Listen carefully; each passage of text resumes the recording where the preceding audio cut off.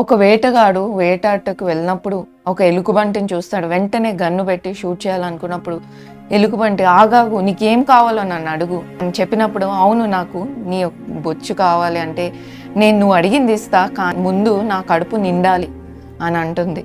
వెంటనే అతను కూర్చొని మాట్లాడుకుంది. అయితే మరి వచ్చినప్పుడు వెంటనే అతని మీద పడి అతని చంపి తినేస్తుంది. మరి ఇద్దరికి కావాల్సింది దొరుకుతుంది. అతనికి కావాల్సిన బొచ్చు దొరుకుతుంది, ఆ ఎలుగుబంటి వాడిని కడుపులోకి వేసుకుంటుంది. దీన్ని బట్టి మీకు ఏమర్థమైంది? చాలామంది దురాశ చేత నాకు అది కావాలి ఇది కావాలని లోకంలో ఉన్న వాటి కొరకు ప్రాకులాడతారు. నాకు ఆ మద్యమే కావాలి, నాకు ఆ వ్యక్తే కావాలి, ఆ పరాయి స్త్రీయే పరాయి పురుషుడే కావాలి అని, ఆ సెల్ ఫోనే కావాలని మరి మనము మన దురాశ చేత ఈడవబడి మరి శోధనలోకి వెళ్తాం. అదే మాటలు యాకోబు పత్రిక 1:14 ఉంటుంది. మీ స్వకీయ దురాశ చేత మీరు